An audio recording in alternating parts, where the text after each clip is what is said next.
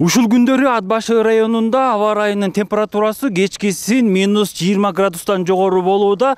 Ошол эле учурда облус боюнча электр энергиясын эң көп керектеген райондордун бири болуп жатат. Мындан улам энергетиктер калк арасында электр энергиясын үнөмдүү пайдалануу боюнча дагы түшүндүрүү иштерин кечкисин дагы жүргүзүп жатышат. Ат башы райондук электр тармактары ишканасынын кызматкерлери жарыкты үнөмдүү пайдалануу боюнча түшүндүрүү иштерин алгач Ат башы айылындагы Аман Иманбердиев көчөсүндө жашагандардан башташты. Барган ар бир үйгө баш багышып, жылытуучу системасынын мешине кошулган сууну ысытуу үчүн колдонулган тендеринин кубаттуулугун текшеришти. Негизи текшерип трохваскага 6дан 10 киловаттка чейин берилген. Айрым абоненттерге барганыбызда ошол кубаттуулук көрсөтүлгөн техникалык шарттан ашкан эгер тендерин колдонуп аткандарды биз ошону техникалык шартына жараша ченеп ашыгын өчүрүп опломбировка кылдык.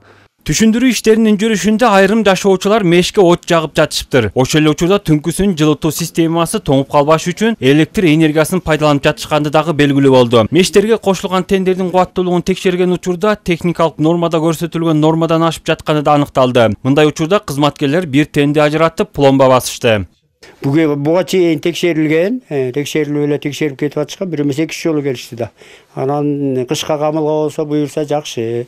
Көмүрүбүз кенен, суук катуу болуп атат. Ат башы районунда көмүр мисалы азыраак келип атат, бирок азыраак. Анан 1 тонна берет, 2 тонна берет шоферлор элге жетсин депчи. Шүгүр 2 жолу алып алганбыз. Көмүрүбүз бар. Элде негизи көмүр жок.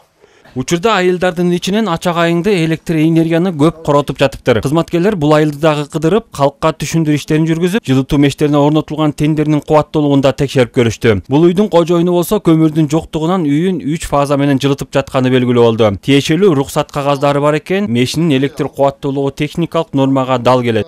Көмүр жаккан жерим жок, чынында. Көмүрдүн бизге келиши Ат башы шартын көрүп атасыңар, өтө оор болуп атат. Биздин Ат башыда күздүндө октябрдын 10-унан баштап эртең менен кечинде от жагыла башташат. Туурабы? Эртең менен кечинде от жагыла. Октябрдын 10-унан баштап. А биз көмүрдү декабрдын 10-унда да көрбөй атпайбызбы? Көмүр боюнча турок уже ачылды. Мен 2 күн мурун сүйлөштүм. Аларды тазалап атабыз. 2-3 күн ичинде массовый ташып баштайбыз деген. Уже бүгүн эртең туруктан көмүр түшө баштайт. Кара кечеден келип атат. Бул кара кеченин көмүрүн биздикилер жакшы албай атпайбы? Келип сата албай кыдырып калышып атат.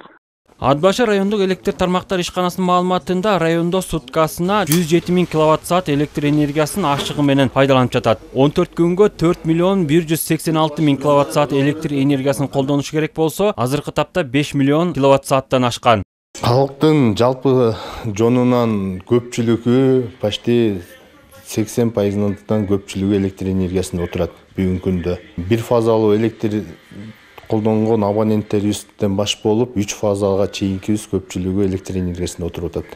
Жылытуу мезгилинде элди үзгүлтүксүз жарык менен камсыз кылууда ишкананын кызматкерлери жай бою трансформатор менен көмөк чордондорду оңдоп түзөөдөн өткөрүшкөн. Ошол эле учурда аймак болуп бригадалар нөөмөт менен иш алып барышууда. Дүйшөл Шаршембеков, Норза Абылаев, Ала Тоо 24, Нарын облусу.